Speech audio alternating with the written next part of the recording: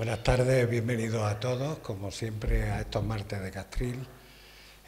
Hoy para la presentación me voy a retrotraer un poco hacia el pasado, y es que yo tuve la oportunidad de conocer a Mariano Martín García, que era una persona muy cabal, educado, simpático y generoso, sobre todo generoso. Sin esa generosidad nunca hubiera emprendido la tarea que hizo catalogando las fortificaciones medievales.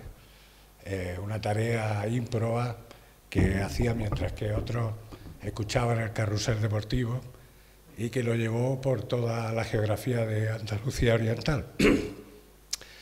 Y bueno, hizo un trabajo, como digo, ímprobo, localizando, midiendo, describiendo fortificaciones, que era un trabajo previo imprescindible para una aproximación científica. Luego esta llegó casi, podríamos decir, de la mano de su hijo, José María Martín Cibantos, que junto con él fueron los dos coautores del primer catálogo de fortificaciones medievales, que incluía, tanto en el libro como en otros trabajos, pues prácticamente toda la provincia de Almería y de Granada. Un trabajo científico que empezó a mejorarse pues con la descripción de aparejos constructivos, con la práctica de la estratigrafía muraria, y que desde luego ha sido un avance empírico muy considerable en el estudio de las fortificaciones. No es una tarea tan simple como parece. La complejidad de todas las fortificaciones es extraordinaria y muchas monografías de José María así lo demuestran, pues de la Antera, de Jerez y de numerosos asentamientos particulares, tanto fortificaciones como alquerías, una arqueología, la de las alquerías, que también está prácticamente en pañales. Pero José María además ha ampliado su campo de intereses hacia la arqueología del paisaje, hacia la conservación de paisajes históricos, de espacios irrigados, y en este aspecto también sus investigaciones del mayor interés, sobre todo porque tienen una interrelación manifiesta con el territorio, con la conservación de los usos y costumbres tradicionales y con la conservación de los espacios irrigados, que fosilizan con mucha facilidad, porque la hidráulica tiene unas condiciones que impiden que esos espacios se modifiquen. Y en ese sentido, pues su aportación al mundo del hidraulismo ha sido fundamental, con numerosos catálogos, con estudios de aspectos tan interesantes como las acequias de careo, que son algo impresionante por el conocimiento del medio que demuestran. Y bueno, así ampliando objetivos, se constituyó la Universidad de Granada, liderado por José María, Memolab, el laboratorio de bioarqueología, un nombre un tanto, a lo mejor, un poco críptico, que lo que viene a indicar es una vocación de relacionar la arqueología con el medio ambiente y con la conservación del patrimonio. Siempre muy interesado por la divulgación, y en este aspecto, como hoy vamos a tratar sobre Guadix y sobre Alcazaba, pues en la propia página web de Memolab hay una interesantísima documentación sobre el patrimonio histórico urbano de Guadix. Y bueno, como no me gusta extenderme mucho, lo importante es que José María nos cuente este tema de hoy, que es el Guadix medieval y su Alcazaba. Muchas gracias.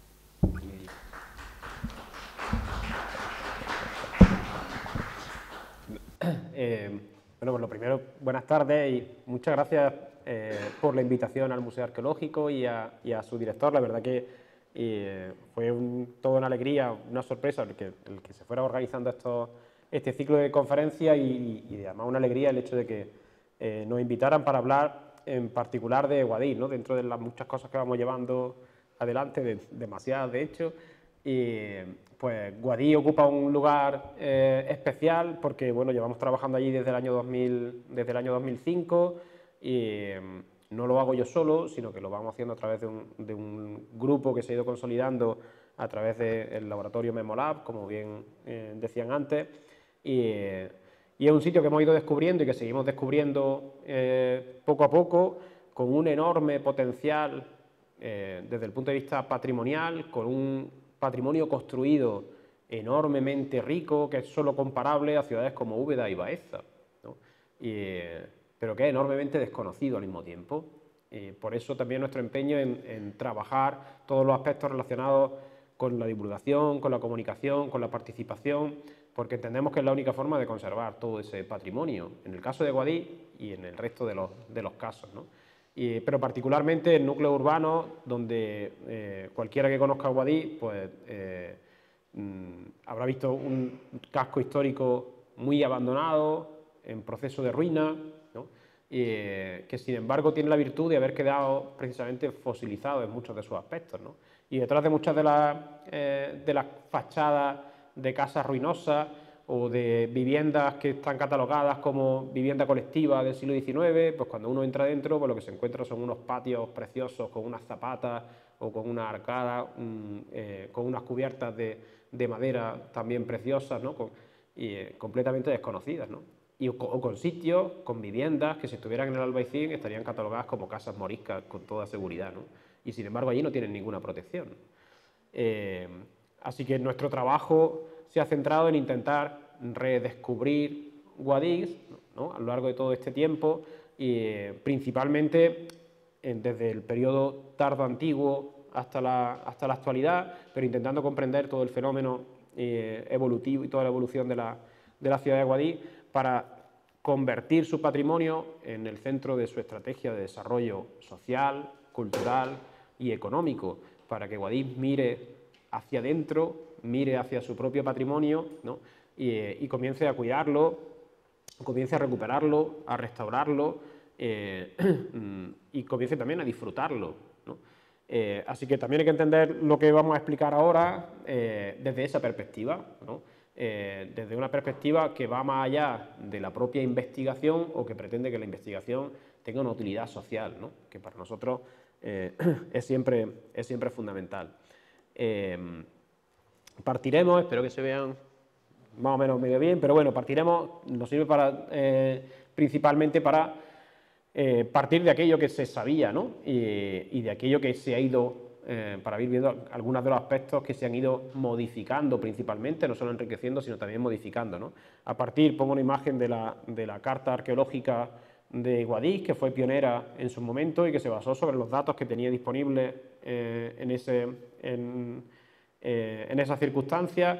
Entre otros, pues muchas publicaciones de carácter local, ¿no? Principalmente de Carlos Asenjo Sedano, que tiene el enorme mérito de haberse metido, ¿no? en los archivos, de haber publicado muchas cosas, de haber despertado el interés de mucha gente por la historia de Guadix y de su comarca, pero que sin embargo pues hay muchas de las interpretaciones que carecen de una base material o de una base sólida de interpretación y que poco a poco hay que ir revisando, modificando, ¿no? Y que en muchos casos han ido lastrando mucho el propio conocimiento de la ciudad de Guadix, ¿no? De manera que incluso de aquello que se sabía y que se plasmó en la Carta Arqueológica con la idea de conservar y tutelar el patrimonio a lo que sabemos en la actualidad, pues ya distan muchas cosas, ¿no? Entre otras, por ejemplo, la aparición del teatro romano de Guadix, que estaba fuera de la zona, ¿no? Principal, ¿no? de cautela, ¿no? Desde el punto de vista arqueológico.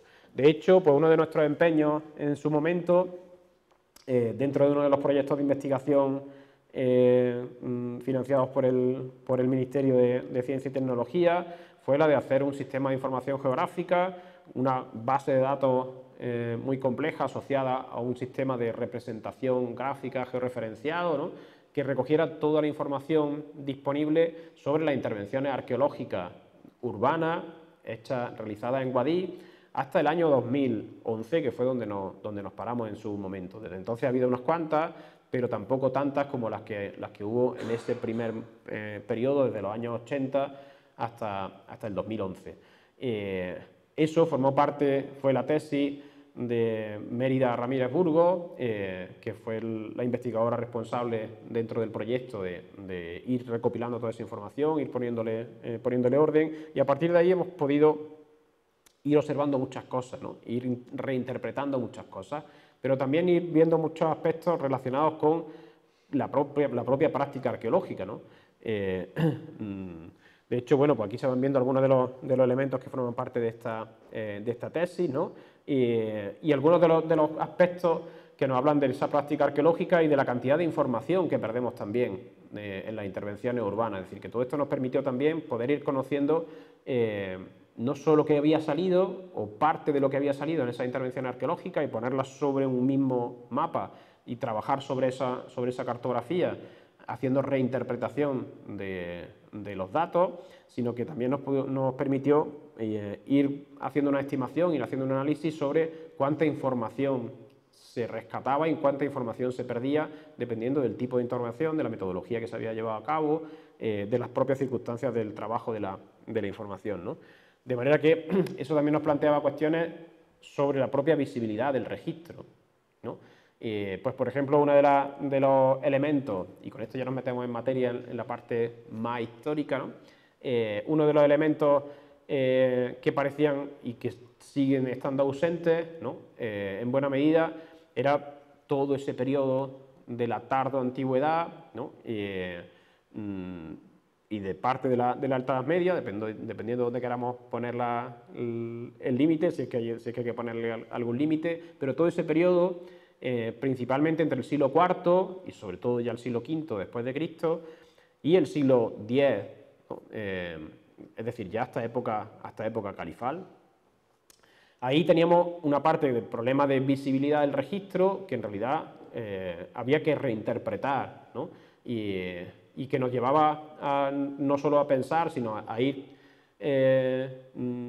proponiendo y a ir certificando cada vez con más datos que en realidad Guadix sufre una potente, una profunda crisis que además es muy temprana, tal y como se ha podido también demostrar con los trabajos de Antonio López Marcos sobre el teatro romano de Guadix, es decir, con unos cambios muy tempranos, ya desde el siglo III después de Cristo, desde la primera crisis profunda de ese momento, que supuso la destrucción de una parte de la muralla, de una parte de los restos, pero también al mismo tiempo la posibilidad de poder hacer una excavación y que esos restos actualmente todavía estén allí a la intemperie, ¿no? Y sin ninguna actuación, pero que resultan muy, muy interesantes, principalmente porque lo que tenemos aquí son los restos de un templo, ¿no? Y que en su momento no se llegó a identificar.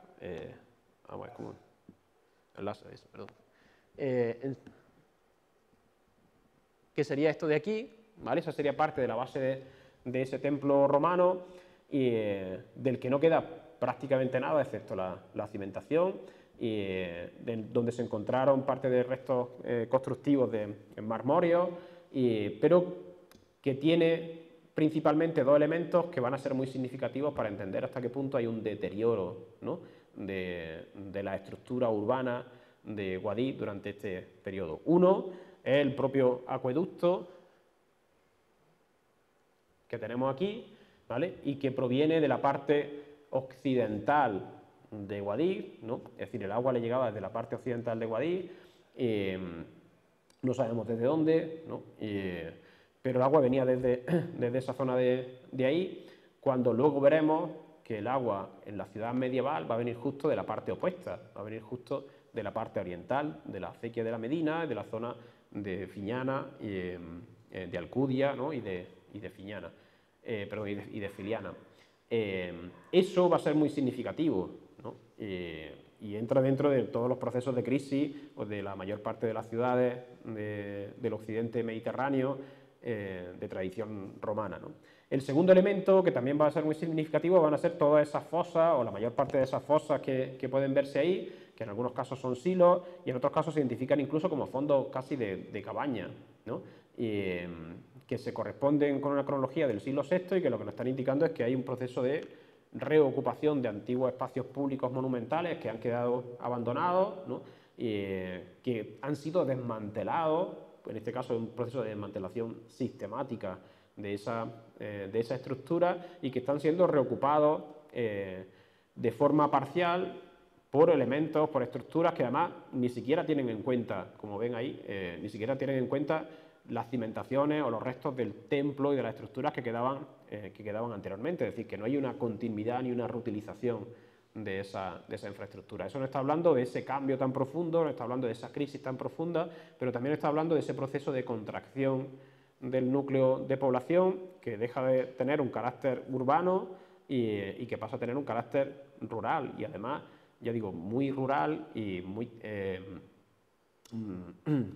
y no solo por sus dimensiones, sino también muy probablemente por el tipo de prácticas de funciones que desempeñan en el territorio, ¿no? De hecho, bueno, nos podríamos extender más sobre la argumentación y luego, si quieren, podemos comentarlo, incluso sobre la topografía, ¿no? Sobre el lugar donde se encuentran estos restos y donde se han ido localizando parte de otros restos que son de la misma, ¿no? del mismo periodo cronológico, ¿no? Así que, para poder entender qué es lo que está pasando, pues tenemos que mirar al territorio, ¿no? Tenemos que hacerlo siempre para entender a las ciudades, ¿no? Pero más todavía en estos casos en los que hay un vacío, ¿no? Un vacío desde el punto de vista del poder, un vacío desde el punto de vista administrativo, ¿no? Y hay unos cambios muy profundos también en el territorio de la antigua colonia romana de Guadix, ¿no? Cambios que son muy evidentes, ya digo, desde el siglo V, pero sobre todo ya desde el siglo VI, con un abandono sistemático de los asentamientos de tradición clásica, con cambios muy profundos no solo en los patrones de asentamiento y de poblamiento, sino también en las actividades productivas, ¿no?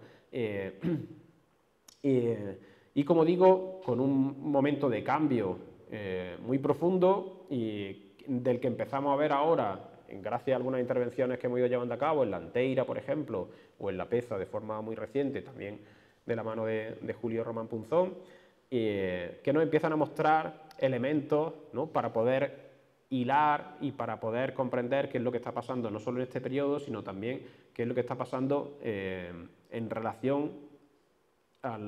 relación entre el antiguo núcleo de la ciudad de Guadix y su antiguo Àger, ¿no? Y su territorio. Eso se hace, ese cambio, ¿no? Y ese basculamiento incluso de los centros de poder se hacen todavía más evidentes cuando ya entramos dentro del periodo de Miral, ¿no? A partir del siglo VIII y sobre todo ya en el siglo IX, cuando nos aparecen otros centros en el territorio, en las inmediaciones de Guadix, otros lugares de asentamiento y en este caso de fortificación que son mucho más potentes que el propio núcleo de la antigua ciudad de Guadix, ¿no? Y que nos están hablando de que hay un basculamiento, de que hay un cambio del centro de poder desde el antiguo sitio donde estaba la ciudad de Guadix hasta otros lugares, en este caso hasta Luchena, ¿no? Lo que también en parte de la literatura se conoce como Guadix el Viejo, ¿no? En parte no sin razón, pero hay que entender que ese Guadix el Viejo no es porque sea más antiguo que Guadix, ¿no? Ni siquiera porque lo sustituya en el periodo tardo antiguo, sino que bueno, tiene sentido en este contexto de época emiral y de época califal en el que encontramos un gran castillo, ¿vale? Que es todo ese cerro de ahí, un castillo realmente enorme que tiene dos fases de ocupación, una más antigua en tapial de tierra y otra más moderna en tapial de calicanto.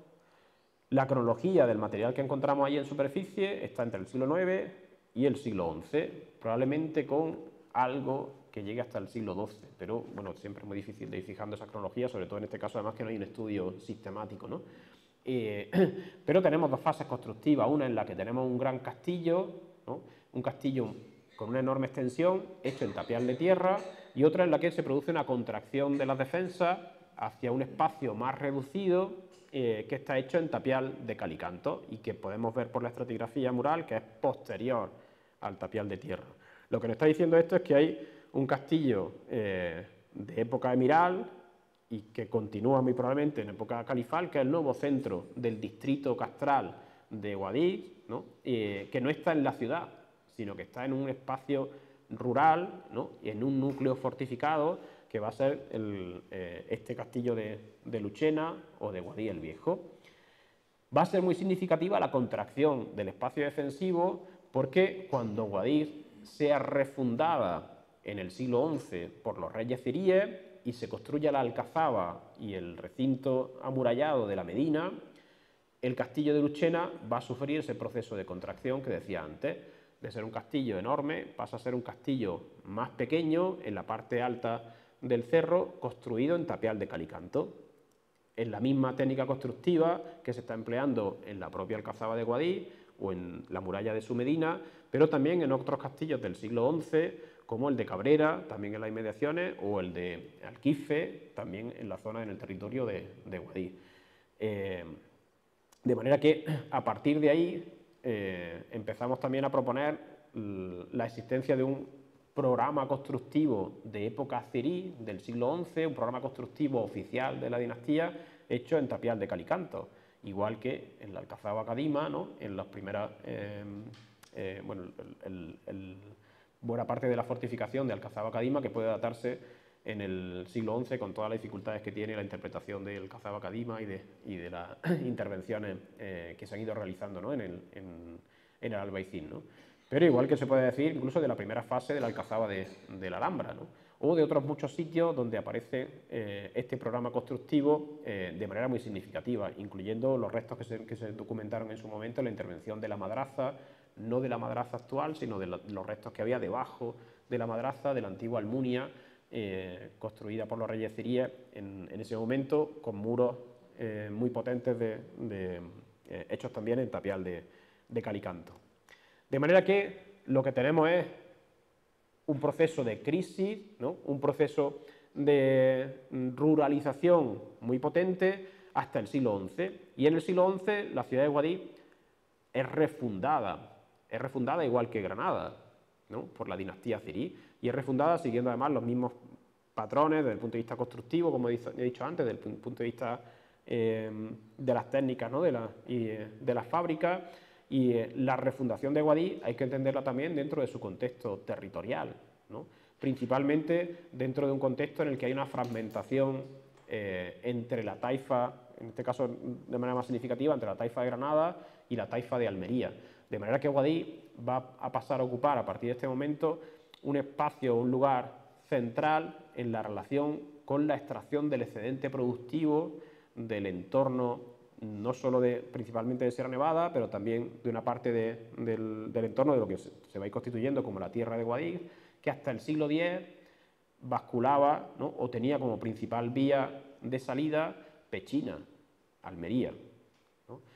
A partir del siglo XI eso se corta, a partir del siglo XI hay un cambio político y administrativo muy importante que hace que los ziríes tengan la necesidad de crear una nueva ciudad, ¿no? De refundar una ciudad que era Guadix, que se va a convertir en el centro administrativo de todo ese territorio y en el receptor de ese excedente productivo, ¿no? Entre los del que destaca principalmente la producción de seda, ¿no? Y que, como digo, hasta ese momento se ha ido canalizando a través de Pechina y de Almería, ¿no?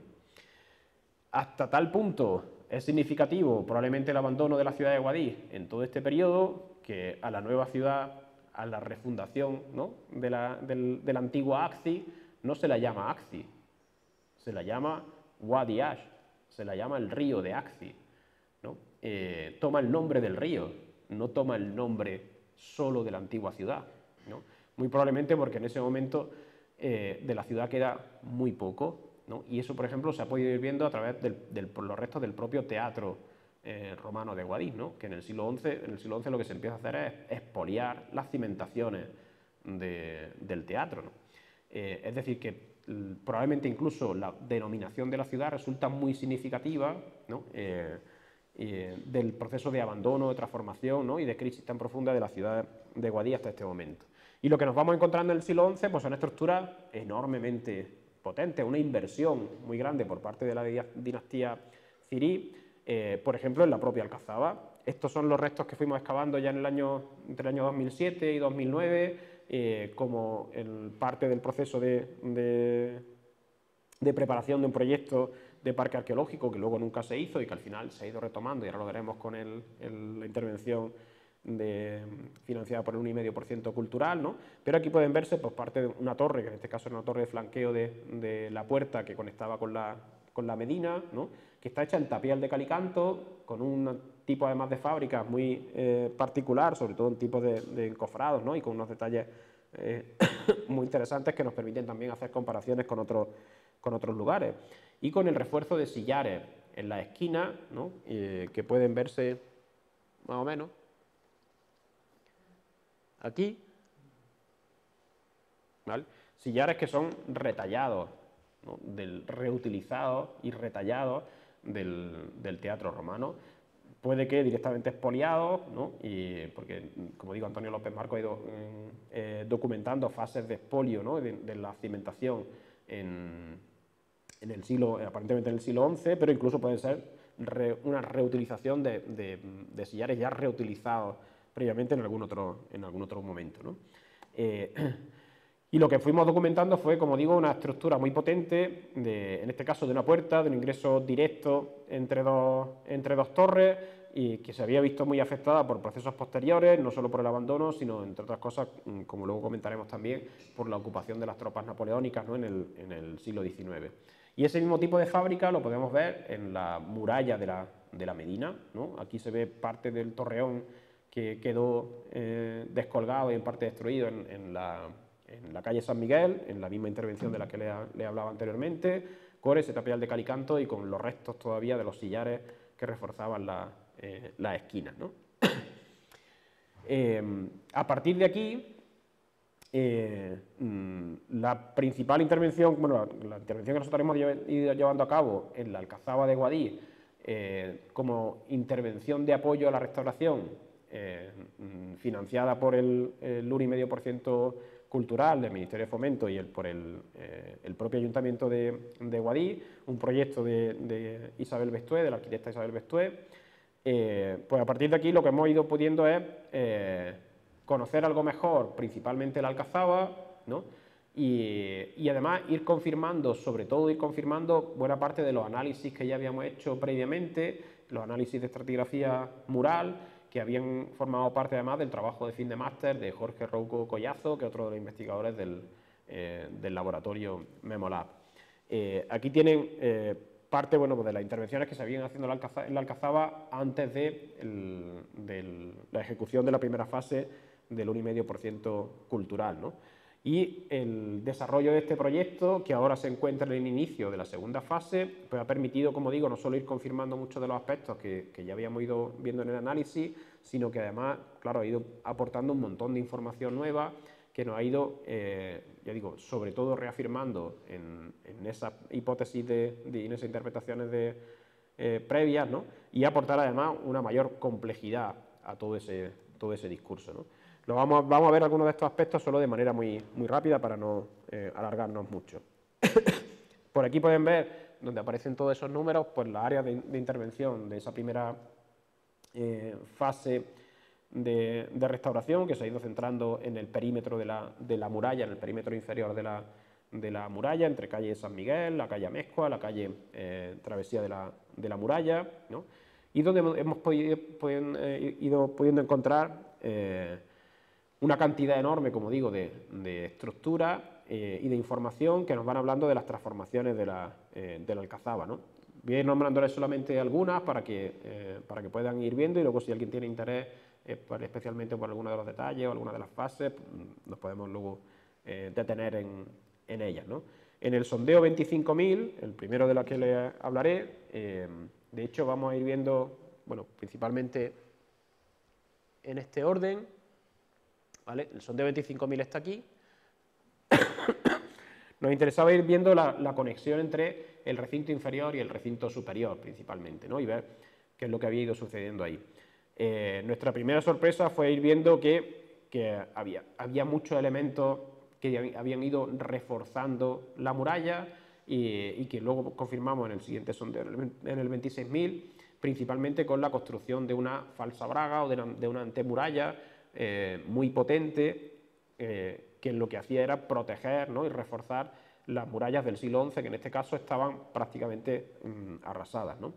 Pero nos encontramos también con numerosos depósitos, como puede verse en la parte inferior de la foto, de depósitos de relleno, que en este caso nos empezaron a mostrar principalmente la afección que había tenido la Alcazaba, sobre todo durante el periodo de ocupación napoleónica, que es muy cortito, ¿no? Porque hablamos solamente de un par de años, pero que van a suponer una transformación importante de los restos de las ruinas de un antiguo castillo medieval, para poder transformarlo en un espacio útil para un campamento militar de un ejército moderno, en el que además pues, tienen que entrar los carros y la artillería, ¿no? Y tiene que haber una explanada principalmente para poder hacer todo eso. En la foto de arriba puede verse el resultado final de la intervención también de parte de este sondeo, que era muy largo, pero en la parte de abajo puede verse en amarillo, irán viendo siempre la fase Cirí, ¿no? Y la primera fase constructiva de la Alcazaba, en rojo ya una fase nazarí, y en azul las transformaciones últimas, ¿no? Hechas a lo largo del siglo XX, cuando la Alcazaba pasó a ser parte del seminario menor de Guadix, ¿no? y se convirtió principalmente en el patio del colegio, además del campo de fútbol del Guadix, ¿no? Aquí puede irse siguiendo más o menos la línea de la muralla original del siglo XI, que como digo aquí estaba muy afectada por todas las modificaciones posteriores, y la creación de esa doble muralla, de esa antemuralla o de esa falsa braga en la parte externa, ¿no? Si vamos haciendo el recorrido hacia el norte prácticamente, nos vamos encontrando básicamente el mismo tipo de elementos, ¿no? El mismo tipo de estructura, con algunos refuerzos posteriores de algunas de las torres. Puede verse en la foto más o menos los refuerzos luego de ladrillos de una fase nazarí ya más tardía, ¿no? Con probablemente unas fábricas mixtas, igual que encontramos en una de las torres de uno de los ángulos de la muralla, ¿no?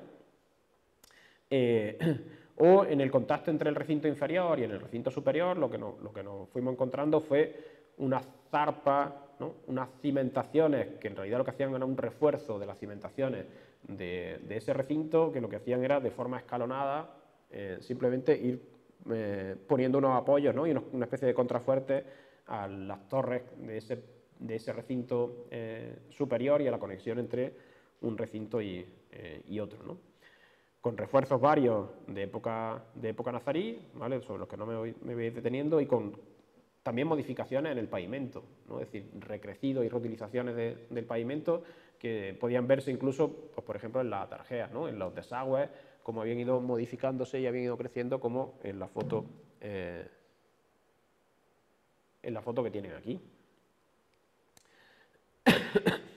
Continuando hacia la zona norte, esta es la imagen de cómo quedó finalmente esta parte, ¿no? La restauración en esta parte, y cómo se fueron reintegrando, o se fue facilitando principalmente la lectura de cómo era esa primera muralla, jugando sobre todo con la coloración de las gravas. Pero aquí pueden ver cómo es esta primera muralla de época cirí, ¿no? Y en gris cómo va a ser la posterior construcción de esa doble muralla, ¿no? de esa falsa braga, que aquí puede verse mucho mejor, ¿no? Mediante la coloración en amarillo de la muralla y las torres de época cirí, y en rojo de ese refuerzo que se va haciendo en época nazarí, en varias fases, además, ¿no? En varios periodos distintos o subfases, ¿no? Con esa falsa braga, pero también con el forro que se le hace a la torre que forma el ángulo de la esquina de la Alcazaba, y la conexión además entre la Alcazaba y la muralla de la Medina, ¿no? Aquí pueden ver varios detalles de esa antemuralla, ¿no? De esa falsa braga, donde se conserva hasta el nivel prácticamente del adarve, ¿no? Es decir, que esto que tenemos aquí son las escaleras, son los peldaños para ir salvando el desnivel, ¿no? A nivel del adarve, a nivel de circulación, encima de esa muralla, ¿no? O, por ejemplo, la posibilidad de ir documentando parte del interior de la torre de esa esquina, ¿no? de la Alcazaba, que estaba muy modificada, tanto por las reformas napoleónicas como después por todas las restauraciones, la mayor parte de ellas hecha un poco de aquella manera a lo largo del siglo XX, ¿no? Y que nos habían ido pudiendo mostrar buena parte de esas modificaciones. Especialmente interesante, aunque aquí difícil de entender, ha sido poder ver el forro que se le hace a esa misma torre que hemos visto antes, hacia afuera, en época nazarí, y primero con un calicostrado y posteriormente con una mampostería, con unas fábricas mixtas en realidad, ¿no? De ladrillo y mampostería, que puede verse aquí en la fotografía, y que tenía además todavía restos del enlucido y de parte de la decoración, ¿no? Que se podía encontrar en ella. Dando la vuelta, girando ya hacia la calle Travesía de la Muralla, pues el primer reto que nos encontramos principalmente fue el tener que desmontar una pantalla de hormigón y que ocultaba buena parte de la fortificación, y que nos ocultó de hecho una parte que para nosotros ha resultado muy interesante de la intervención en la Alcazaba, que va a ser el descubrimiento de parte de los muros que construyen las tropas napoleónicas, reutilizando el material, ¿no? Desmontando parte de las estructuras internas de la Alcazaba y reutilizando todo el material que pudieran, entre otras cosas, por ejemplo, para enrasar la fachada de las torres, ¿no? E intentar ganar un poco de espacio dentro del recinto que había sido luego allanado, ¿no? Había sido allanado para poder montar el campamento militar, ¿no?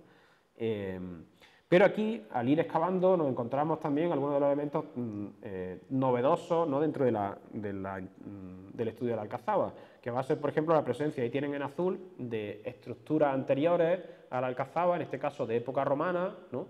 Y cómo las murallas del siglo XI están directamente montándose encima de esas estructuras de época romana, en este caso, si no recuerdo mal, con cerámica que era del siglo II después de Cristo, ¿no? Aunque obviamente ahí no pudimos seguir excavando mucho más, ni siquiera para entender, ¿no? que eran esas dos estructuras que teníamos ahí. En este caso, ya en 2009 habíamos podido incluso documentar aquí una fosa, un silo que había sido rellenado con material del siglo X, ¿no? Y sobre el que se había construido directamente la torre del siglo XI, ¿no? Y ahí nos quedaba muy claro, por el tipo de material que teníamos dentro, la cronología de la propia fortificación. El sondeo más grande fue la ampliación de la intervención que ya se hizo entre 2007 y 2009 de la zona de la Puerta, que es la conexión entre la Alcazaba y la Medina, ¿no? De manera que se pudiera entender mejor todo este espacio, la complejidad de la Puerta, pero también que se pudiera dar acceso lo más sencillo, lo más fácil posible para las visitas, ¿no? dentro de la Alcazaba. Aquí hemos documentado una enorme cantidad de fases, ¿no? Y solamente aquí tenemos unas 300 unidades estratigráficas para que se haga un poco una idea, ¿no? de la complejidad que tiene, y no se ha agotado el depósito porque hemos llegado solo hasta los niveles a los que eran necesarios, a los que iba a haber un nivel de afección en el proyecto de intervención arquitectónica, ¿no? Pero nos ha mostrado, por ejemplo, otro elemento interesante, en este caso además de carácter más monumental, que es de nuevo otra estructura de época romana, que en este caso había quedado conservada, ¿no? En altura y embutida dentro de las estructuras del siglo XI, es decir, que el tapial de la torre, de una de las torres de flanqueo de la muralla, había embutido directamente esa obra, ¿no? de época romana, que además pudimos datar muy bien gracias a las fosas de fundación, y que nos está dibujando, como puede verse aquí, la existencia de un edificio grande, de un edificio de grandes dimensiones, y que no tiene nada que ver con lo que antiguamente se planteaba sobre la existencia de una especie de acrópolis, ¿no?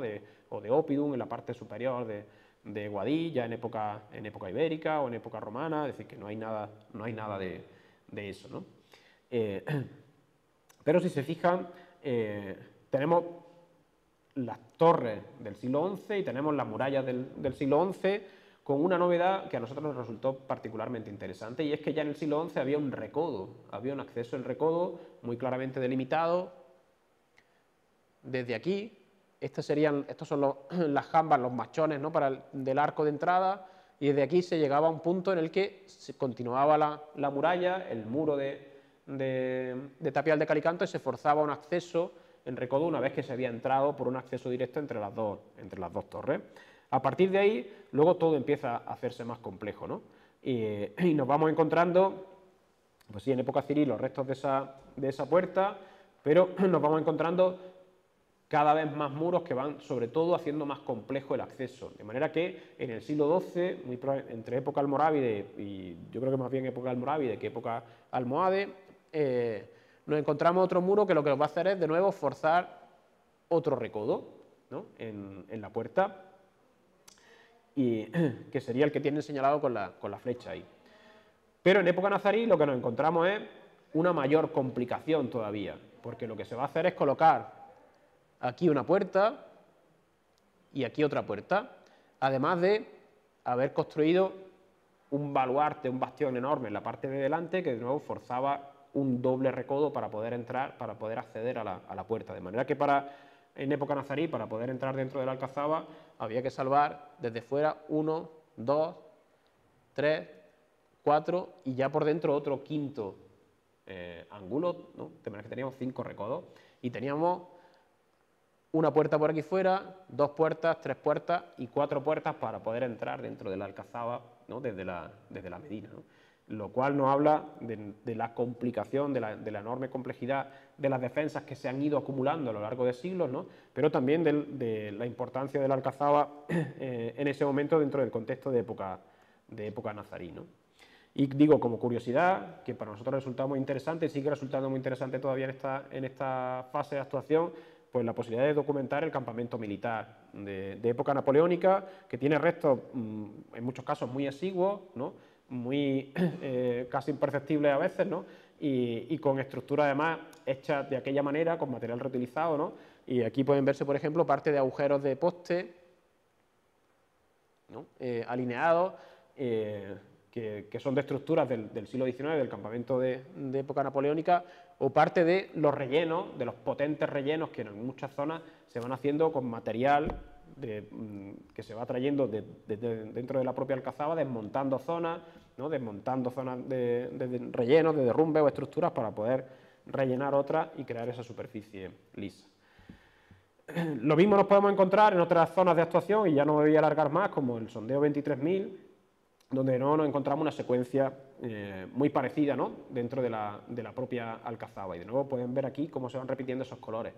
En el caso de este sondeo 23.000, que estaba justo al lado de la puerta, ¿no? del que hemos visto ahora, llamaba particularmente la atención el hecho de que aquí sí que se podían documentar también otras estructuras anteriores a la alcazaba, ¿no?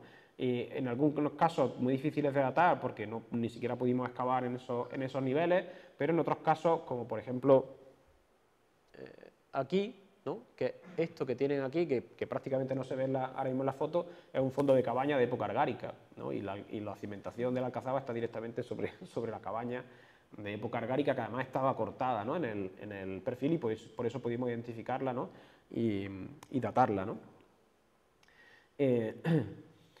Claro, a partir de aquí han ido saliendo también muchos materiales que para nosotros pues son fundamentales, sobre todo cerámica, pero no solo cerámica. Hay algunas piezas que son muy interesantes, como por ejemplo una ballesta, que está relativamente bien conservada, ¿no? Teniendo en cuenta el tipo de material que es, y que ha sido restaurada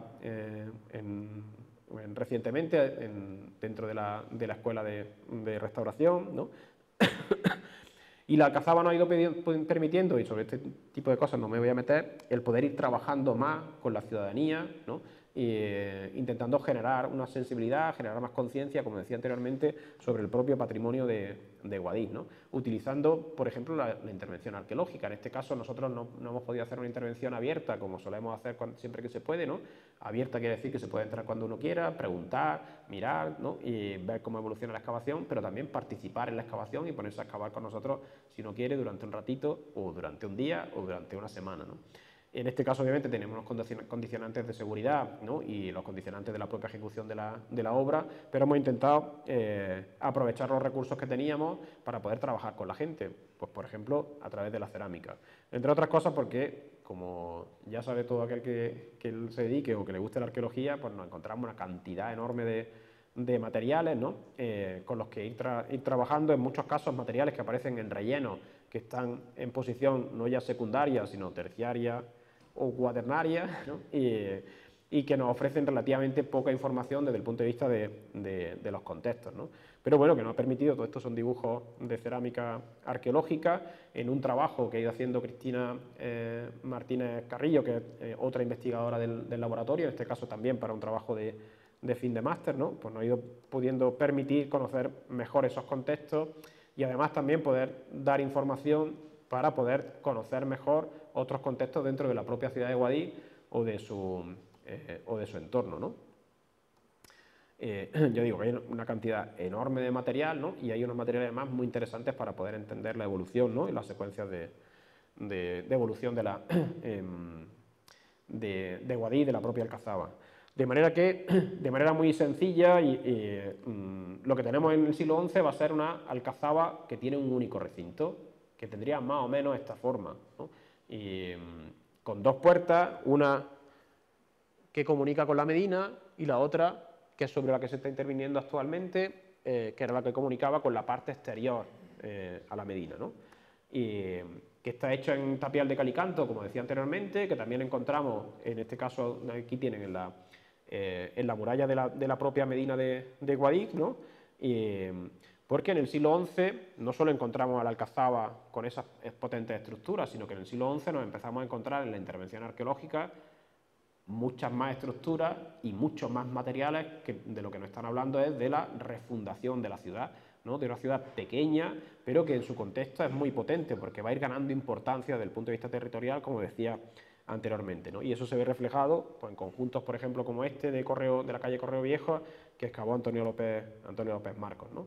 Y que van configurando, como digo, una ciudad medieval, una ciudad andalusí desde el siglo XI, con una estructura que van a irse también viendo modificadas y reformadas, en algunos casos refortificadas, como por ejemplo el famoso Torreón del Ferro, que no pertenece a esa primera fase del siglo XI, sino que es una construcción posterior, muy probablemente ya del siglo XII, levantada en tapial calicostrado, pero que sigue reutilizando parte de sillares todavía del antiguo teatro romano en la base, ¿no? En la cimentación de la misma, aunque ahora no puedan verse, ¿no? Todavía no puedan verse. Y empiezan a aparecer además cada vez más menciones desde el siglo XI, desde las propias memorias del rey Abdalá, ¿no? Pero también cada vez más menciones en las propias crónicas, en las fuentes de carácter geográfico o de carácter también biográfico. No vamos a leer todas estas cosas que nos van explicando y nos van hablando sobre las bondades de la ciudad de Guadix, entre otras la construcción de su mezquita mayor, ¿no? Que debía ser singular, ¿no? Porque se trataba, tal y como nos describe Jerónimo Munter ya en el final del siglo XV, se trataba de una mezquita bastante bella y hexagonal, ¿no? Es decir, que probablemente era una mezquita particular, incluso dentro del propio contexto andalusí, de la que no queda obviamente nada después de todas las transformaciones, ¿no? Que aunque no se vea bien, de hecho no se ve nada, lo vamos a pasar, pero bueno, aquí lo que queríamos reflejar era los tramos de la muralla de la ciudad de Guadix que sí que se siguen conservando todavía y que son muchos, en muchos casos ocultos dentro del propio caserío, en la trasera de muchas casas, ¿no? E incluso en algunos casos curiosos dentro de los negocios, ¿no? de algunos negocios del antiguo, del casco histórico de Guadix, ¿no? Murallas que son muy interesantes y que poco a poco se va viendo la necesidad de ir interviniendo sobre ellas, ¿no? Hace poco hubo otra intervención que hizo Antonio López Marcos, aunque no afectaba directamente a la muralla, sino que era una reforma de una calle, pero bueno, que sí ha afectado, por ejemplo, a esta zona de aquí, que ya digo, es particularmente interesante porque se ve también la misma evolución que vemos en la propia Alcazaba, en las murallas de la ciudad, ¿no? Con la utilización del calicanto, con la utilización posteriormente de un calicanto con las piedras más pequeñas, casi un hormigonado, ¿no? Y con la utilización posteriormente de los tapiales calicostrados, ¿no? De manera que a partir de ahí podemos saber muchas cosas más sobre cómo era la Medina, ¿no? Cómo va evolucionando esa Medina y cómo era su fortificación, ¿no? Pues, por ejemplo, en la puerta de Baza, ¿no? Que estaba en esta zona de aquí, o en la puerta de Granada, que estaba en la cuesta de la Angustia, ¿no? De la que se encontró también un pequeño fragmento en una intervención que hizo Francisco Brao hace unos cuantos años, y que probablemente es una modificación de una antigua puerta que estaría, pensamos, donde está el Torreón del Ferro y que va a sufrir una modificación, una reforma y va a abrirse una nueva puerta en el lugar donde está la cuesta de la Angustia, ¿no? De manera que de esta imagen que tenemos en el siglo XI, pues iremos poco a poco evolucionando a una imagen más compleja, con unas defensas, por ejemplo, en este caso, unas defensas adelantadas que además sirven de contención de las propias estructuras de la Alcazaba, que están construidas directamente sobre la arcilla del terreno, ¿no? de los niveles geológicos, sin zarpa, ¿no? sin una cimentación más potente que pudiera contenerlas, ¿no? Y a partir de ahí, la construcción del recinto superior, que va a ser una construcción que podemos fechar entre el siglo XII y o principios de la primera mitad del siglo XIII. No sabemos si estamos todavía dentro de época almohade o si estamos ya dentro del primer periodo nazarí, con toda la conflictividad y lo complicado que resulta ese momento, pero que lo que nos está marcando ya es un cambio importante, no solo en la tipología, sino cambios importantes también en la propia concepción del poder y de cómo se representa el poder. En este caso, porque la parte superior del recinto lo que alberga dentro es un pequeño palacio con todas las características de cualquier palacio que podamos encontrar en la propia Granada y que se parece mucho a muchas de las viviendas, ¿no?, de carácter o bien real o de carácter aristocrático que encontramos aquí, ¿no? Entre otras cosas con la existencia de una alberca, que aquí la hemos representado, ¿no?, en esta planimetría así tan sencilla, que se excavó parcialmente en los años 80 en la intervención que hizo María Raya, de la que no hay prácticamente documentación, hay poquita documentación, pero que bueno, en ese momento ni siquiera se pudo interpretar bien qué es lo que era. Ahora estamos interviniendo sobre ello, porque la propuesta nuestra desde el principio es que eso era un palacio y que los restos que estamos viendo aquí son una alberca con una fuente, y aquí puede empezarse a ver, que nosotros ya lo hemos ido viendo bien, un arriate, ¿no? Y igual que habría otro arriate en el otro lado, y pueden irse viendo como la división de las crujías, ¿no?, que hay en torno a ese patio, ¿no? Así que la ciudad se va complejizando y se va haciendo cada vez más, se va consolidando, pero también se va haciendo en parte más grande, siendo siempre una pequeña ciudad. Sabemos más, ahí tenemos claro cuáles son los límites de la Medina, pero no tenemos tan claro cuáles son los límites de los arrabales, que se van construyendo fuera de la Medina, muy probablemente incluso ya desde el propio siglo XI, ¿no?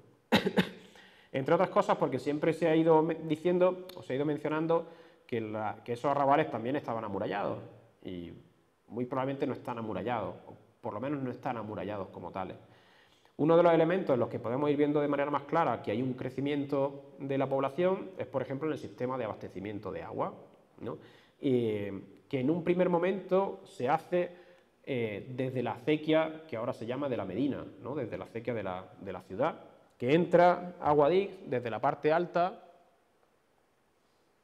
por aquí, que viene desde Alcudia y Esfiliana, y que justo en la plaza Pedro de Mendoza y un poquito antes empieza a dividirse, ¿no?, para dar agua, aparte de los arrabales, pero en realidad para dar agua a las huertas de Guadix, ¿no?, a las huertas que han ido quedando fosilizadas en parte dentro de Guadix, y que en este punto entraba dentro de la Medina, justo al lado de la Alcazaba. De hecho, muy probablemente la Alcazaba tiene como límite físico, como condicionante para no ser más grande, la propia acequia de la Medina, ¿no?, la acequia de la ciudad, y que va recorriendo la parte alta desde aquí para poder ir dando agua hacia la derecha, hacia acá, porque en realidad la acequia de la Medina es un sistema de regadío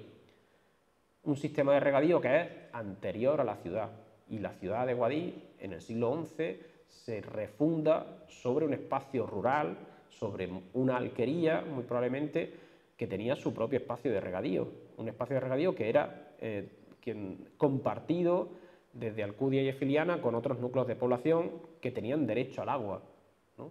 De manera que cuando Guadix se refunda sobre un espacio que ya está ocupado y un espacio que tiene unos determinados derechos de agua y no puede quedarse con más agua de la que le corresponde. Y cuando Guadix va creciendo, se va consolidando, principalmente ya a partir del siglo XII, ¿no?, empiezan a construirse otros sistemas complementarios de abastecimiento de agua, que son los caños, son galerías de drenaje, ¿no?, galerías subterráneas que van a ir captando las aguas subterráneas para irlas haciendo salir fuera a través de lo que se llaman los caños, a través de fuentes, ¿no?, pero también muy probablemente a través de todo un sistema de pozos que van captando parte de ese agua. Esos caños que son relativamente mal conocidos, ¿no?, pero que son muy interesantes porque se van a justaponer y van a complementar las necesidades de agua que tiene la ciudad, que no eran suficientemente o no eran probablemente abastecidas de manera suficiente con la acequia de la Medina, que es esta que tenemos aquí, ¿no? Y claro, entre otras cosas, había que dar agua a los baños, ¿no? Al hammam. En este caso tenemos documentado dos, uno más raro que obviamente no está estudiado, está dentro del convento de la Concepción, ¿no? y prácticamente la única imagen que tenemos de ese baño teóricamente es esta que tenemos aquí, y otro debajo del convento de las Clarisas en Santiago, ¿no? Al lado de la iglesia de Santiago, que aparentemente también está relativamente bien conservado. Pero lo más curioso, lo más interesante y de hecho lo más singular dentro de la ciudad de Guadix en la actualidad no es ni la alcazaba, ni la catedral, ni sus murallas, sino que son las huertas, ¿no? Porque las huertas son más antiguas, como decía anteriormente, que la propia ciudad, y porque las huertas han ido quedando fosilizadas dentro del núcleo urbano histórico de Guadix. Los arrabales, en época andalusí, fueron creciendo en parte, solo en parte, sobre esas antiguas huertas. Y sobre todo a partir de la conquista castellana en el siglo XVI empezará a haber un crecimiento urbano sobre parte de esas huertas que van a ir quedando cada vez más encerradas dentro del caserío, ¿no? Dentro de la estructura urbana de la ciudad de Guadix, y son la huerta de Santa Ana, la huerta de la Pastora, la huerta de Santo Domingo, la huerta Milla, ¿no? Y aquí tenemos dentro de algunas de las fotos antiguas pues parte de la huerta Milla, la huerta de Santo Domingo, Santa Ana, la Pastora en esta zona de aquí, que en realidad han quedado dentro del casco, que van a ir quedando dentro del casco urbano histórico, ¿no? Y esta es una imagen más actual donde puede verse todavía los restos de parte de esas huertas, ¿vale? Con estas casas obviamente que son más modernas, ¿no? Esto es Santo Domingo, y esa es una de las características principales para entender el urbanismo de Guadix en época medieval, sobre todo ya obviamente para entender el urbanismo de Guadix en época bajo medieval y su evolución posterior en época moderna, incluyendo, por ejemplo, la implantación de los estamentos religiosos, de los conventos, principalmente Santo Domingo y San Francisco, ¿no? Y eso pues, nos plantea también la cuestión, de nuevo, y con esto ya vamos acabando, de los arrabales, ¿no? y de sus defensas. Ya digo, siempre se ha dicho que tenían murallas, entre otras cosas porque tenemos algunas puertas, la puerta de la imagen y la puerta de Baza, ¿no? La puerta de Son Torcuato. Pero muy probablemente, en realidad, lo que sucede es que no tenemos propiamente una muralla, sino que lo que tenemos son casas muros, lo que tenemos son las traseras de las viviendas cerradas, ¿no? Y sin acceso y probablemente sin ventanas en ese lado, para crear una muralla que en realidad no es tal, ¿no? Pero sí para crear una defensa que permita entrar a los arrabales solo por algunos puntos determinados, que sí están fortificados, y que son esas puertas, que son, por ejemplo, la puerta de San Torcuato y la puerta de la imagen, ¿no? Como podemos ver aquí, la de la imagen o la de San Torcuato. Porque de hecho, cuando se excavó en su momento al lado de la puerta de San Torcuato, no había muralla ninguna, no había ningún resto de fortificación, ¿no? Como decía antes, todo esto, todas estas cosas que, bueno, contadas así de manera muy rápida y algunas con más certeza, otras con menos certeza, nos van pudiendo permitir conocer mejor la ciudad de Guadix, ¿no? Conocer mejor su evolución y su patrimonio, y la idea es que esto sea útil, ¿no? Esta es la página a la que hacía antes referencia el director del museo, ¿no? Que es patrimonioguadix.es, que la creamos ya hace unos años y nos gustaría ir pudiendo actualizarla y renovarla, pero donde tenemos hasta si no recuerdo mal, unos 150 y pico elementos patrimoniales, ¿no? Solo dentro de lo que era la antigua Medina, ¿no? No nos metemos dentro de muchos otros ámbitos, ¿no? Pero donde podemos encontrar también parte de la información sobre las antiguas excavaciones o incluso sobre los caños, ¿no? La idea desde el principio era que fuera algo útil, ¿no? Y que fuera algo que pudiera utilizar desde los alumnos del instituto para conocer mejor su patrimonio, hasta algún visitante, o que pudiera utilizar la propia administración para poder gestionar mejor y conocer mejor el patrimonio sobre el que tiene una responsabilidad, ¿no? Aprovecho para finalizar con algo de publicidad, porque la semana que viene ya no estamos en Guadix, sino que nos trasladamos a la parte de Granada. La semana que viene, dentro del laboratorio, dentro de la actividad frenética que llevamos y que antes se mencionaba, pues comenzaremos otro nuevo proyecto, otra nueva iniciativa, que es la recuperación de la acequia de Inadamar. que vamos a ir intentando recuperar en el tramo desde el Fargue hasta el campus de Cartuja, de hecho para conectarlo con el Albercón que se está terminando de restaurar encima de Psicología, el Albercón de época nazarí que hay encima de Psicología, y para poder volver a darle agua al antiguo pago de Ainadamar con la acequia de Ainadamar. Es una actividad de nuevo participativa, abierta, en la que bueno, lo que esperamos es que la gente acuda y aporte lo que pueda. Algunos aportarán ánimos, otro aportará su buen hacer con la fotografía y con la documentación, ¿no? Para que quede luego eso bonito, y otros aportarán un montón de fuerza, de energía para poder sacar adelante la acequia, ¿no? Y poder recuperar este importante elemento de nuestro patrimonio, y como digo, es fundamental, igual que en el caso de Guadix, para entender la propia ciudad de Granada y su entorno. Así que les espero en Guadix, pero les espero también en la acequia de Ainadamar. Muchas gracias.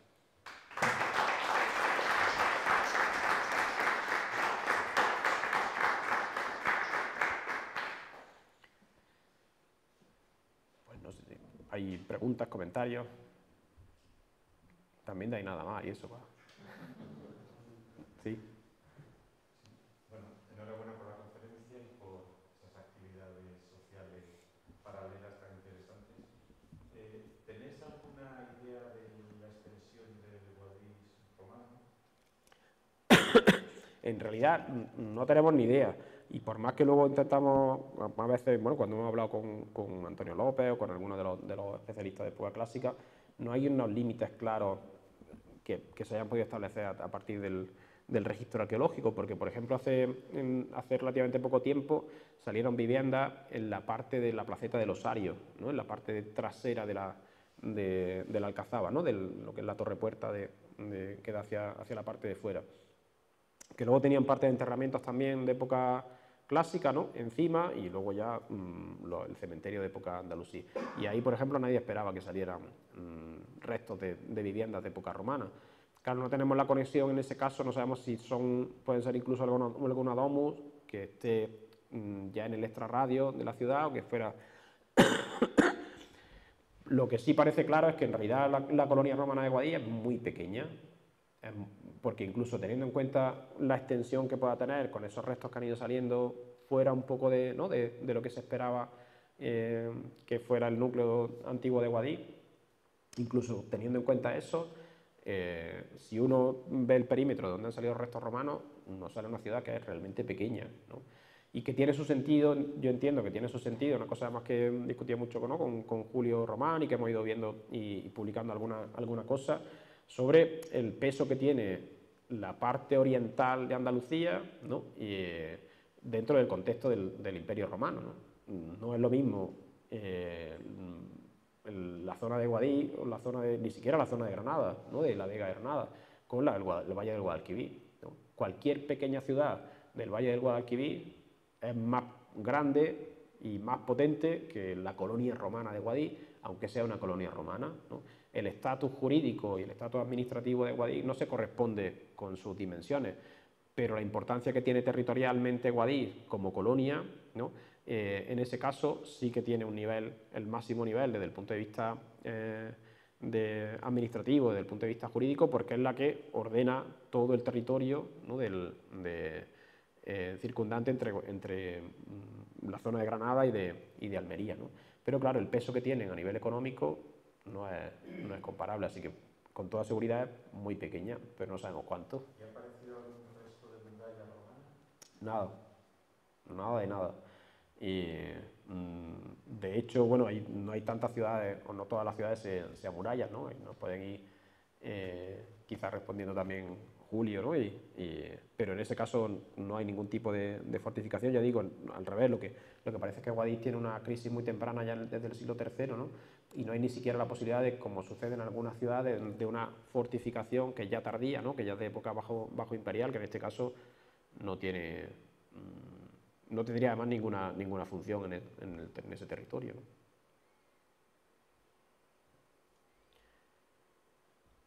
Sí. El Palacio de la Alcazaba.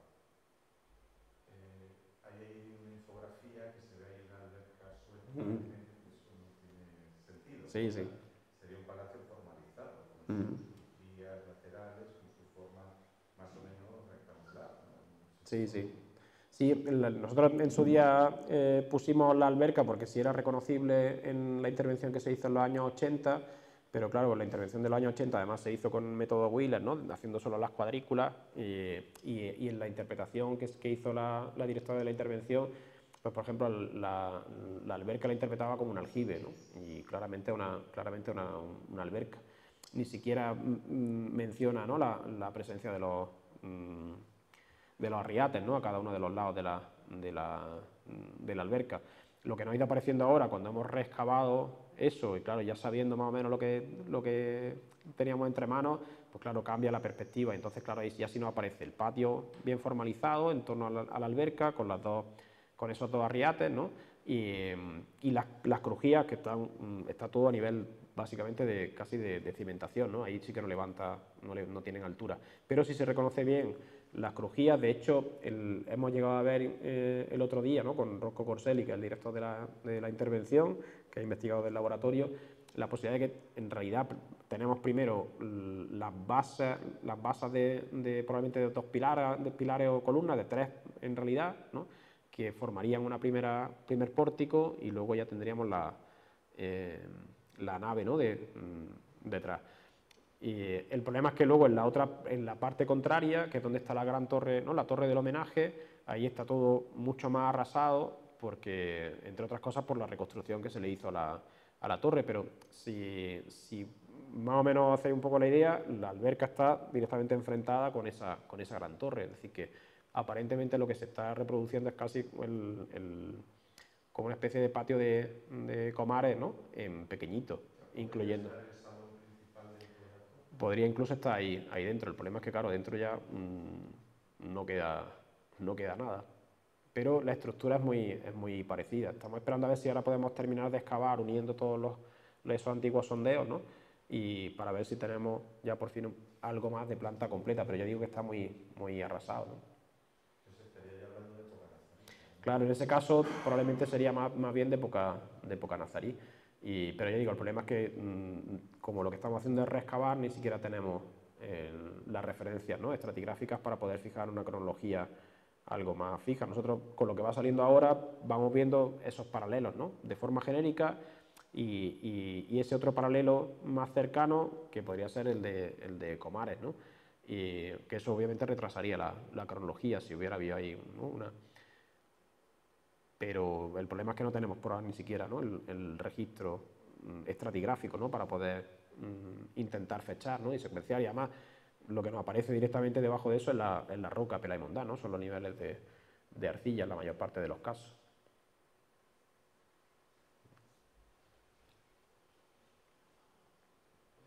Sí. Enhorabuena y gracias también por la inconmensurable labor dentro del dolor también de la pérdida patrimonial, con un poco de esperanza. Y quería preguntarle sobre si tiene alguna teoría sobre esa gran crisis que hubo a finales del siglo III, que se supuso la pérdida de la población original, si fueron una causa climática o social.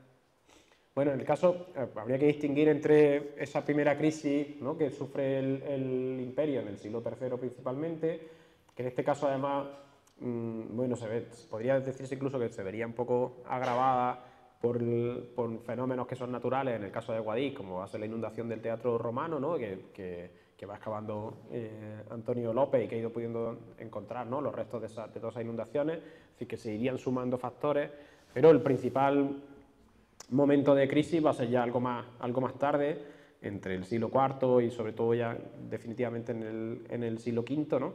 En el teatro puede verse que hay una reutilización después de su abandono como teatro, ¿no? Todavía una reutilización de las estructuras, que ya no está hablando de un abandono de la función pública, ¿no? Y de los edificios públicos, pero sobre todo ya lo tendríamos en el siglo V y VI. Y claro, es un fenómeno general en todo el occidente mediterráneo, ¿no? Con el colapso de la estructura del Imperio Romano, ¿no? Que tienen causas muy profundas, ¿no? Y que yo ahí me acojo a las tesis de Chris Wickham, ¿no? sobre los cambios sociales y económicos internos del propio Imperio Romano que tienen su traslación también en los cambios fiscales, ¿no? Y en la propia actuación del Estado, que es lo que al final permite que los pueblos germánicos acaben penetrando dentro del imperio y acaben haciendo que todo se acelere, ¿no? Y colapse las estructuras del imperio romano, ¿no?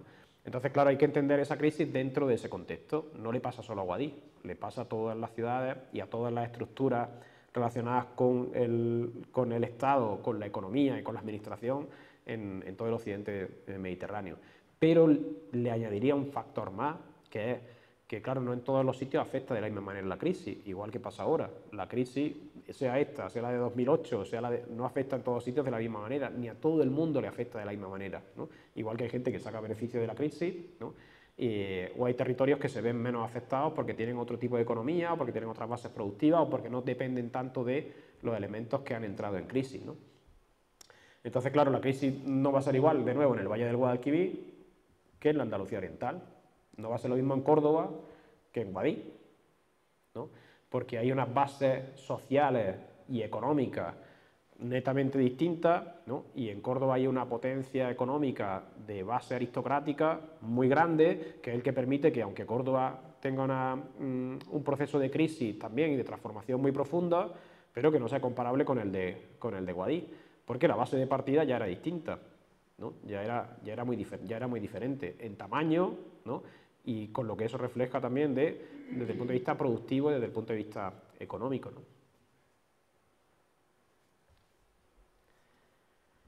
Sí. Han comentado que el patrimonio que hay en Guadix es equivalente al de Baeza, y de Úbeda.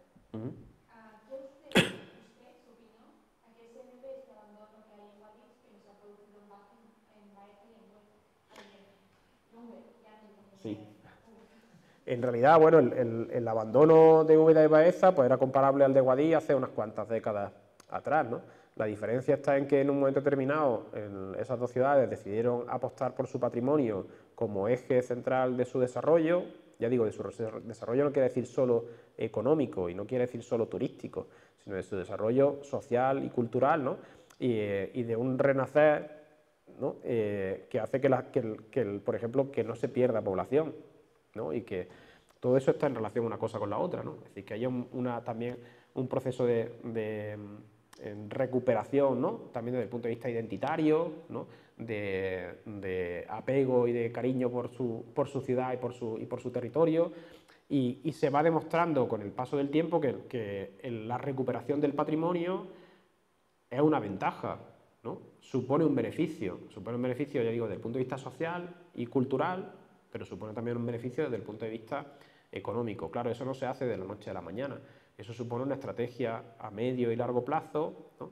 En la que uno pone al patrimonio en el centro de ese desarrollo, ¿no? Y en torno a ese patrimonio y a la recuperación y restauración del patrimonio, pues pueden suceder muchas cosas, ¿no? No solo que vengan más visitantes y más turistas, como le está pasando a Guadix, por ejemplo, en cuanto ha empezado a mostrar algo de lo que tiene, ¿no?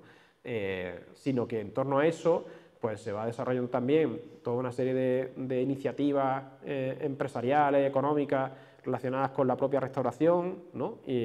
Con la rehabilitación de edificios y de oficios tradicionales que están ligados a la restauración y a la rehabilitación, y de eso Guadix también tiene todavía mucho, o de actividades creativas, ¿no? De todo lo que es la parte de industria creativa que está relacionada con la cultura, ¿no? Y que el propio patrimonio histórico es capaz de generar, ¿no? Otras dinámicas que ya incluso se alejan, ¿no? del origen, ¿no? Del patrimonio histórico, para entrar dentro de la esfera de la pura creación, ¿no? Entonces, apostar por el patrimonio supone, ya digo, una estrategia a medio plazo y supone además poder abrir otras muchas ventanas, ¿no? Otras muchas perspectivas que no son solamente la del patrimonio construido, ¿no? O el patrimonio histórico artístico, sino que va mucho más allá. Guadix ha vivido de espaldas a su patrimonio durante décadas y décadas, ¿no? Eso ha permitido en parte que se fosilice su centro histórico, ¿no? Y que se haya podido conservar, ¿no? Entre comillas, por abandono. Claro, eso llega un momento en que ya no es sostenible y el abandono ya no se convierte en conservación, sino que se convierte en ruina, ¿no? Y desde Guadix se ha ido viendo el patrimonio durante décadas como un estorbo. un estorbo para su propio desarrollo, ¿no? Igual que pasa en muchos otros sitios, ¿no? Como, porque eso supone trabas, porque hay que ver la Junta de Andalucía y Cultura que no sé qué, hay que ver que el Ayuntamiento que no sé cuánto, que es que no se puede hacer, ¿no? Y siempre se ha visto como un obstáculo y no como una oportunidad y como un beneficio. Eso ha empezado a cambiar en los últimos tiempos, sobre todo desde no solo la aparición del teatro romano, sino desde que empieza a trabajarse en el teatro romano, ¿no? Y desde que se empieza también con la iniciativa de la restauración y la recuperación de la Alcazaba, ¿no? De hecho, pues en su momento se crearon dos asociaciones distintas de defensa del patrimonio en Guadix, ¿no? Y una específicamente en defensa de la Alcazaba y para que se interviniera en la Alcazaba, y eso fue muy significativo, y ese movimiento social generó una demanda que se ha ido luego traduciendo en una inversión pública por parte del ayuntamiento, ¿no? Y también en programas electorales, ¿no? y en medidas concretas que los propios políticos ven que son una demanda y que les van a traer también sus votos correspondientes, ¿no? Pero no solo por eso. Ese cambio social nosotros sí lo vemos, ¿no? Lo vamos percibiendo. Y, por ejemplo, yo lancé hace ya unos cuantos años la idea de que, bueno, Guadix lo que tenía que hacer era mirarse en Úbeda y Baeza y tender, ¿no? y hacer el camino para solicitar la Declaración de Patrimonio de la Humanidad, porque tiene potencial para eso, ya sin contar las cuevas, que ya, ¿no? Tiene potencial para eso. Lo importante no es solo, o diría, lo importante no es llegar a tener la declaración, sino que lo importante es el proceso de recuperación de ese patrimonio y el proceso de regeneración social y de construcción de comunidad en la propia Guadix en torno al patrimonio, a la historia, a la identidad, ¿no? Que haga que al final alguien de Guadix que tiene en la balanza el irse o el no irse de Guadix para buscarse la vida, pues al final también tenga en cuenta ese patrimonio y esos recursos culturales, esos servicios culturales, para al final acabar decidiendo que se queda en Guadix, porque Guadix le aporta cosas, ¿no? Yo entiendo que ahí es donde está realmente el meollo, ¿no? Donde está la clave para poder desarrollar todo ese potencial. Y yo creo que en Guadix se va entendiendo, pasa que en algunos casos ya tarde, ¿no? Pero todavía se está a tiempo de poder iniciar todo ese camino, ¿no?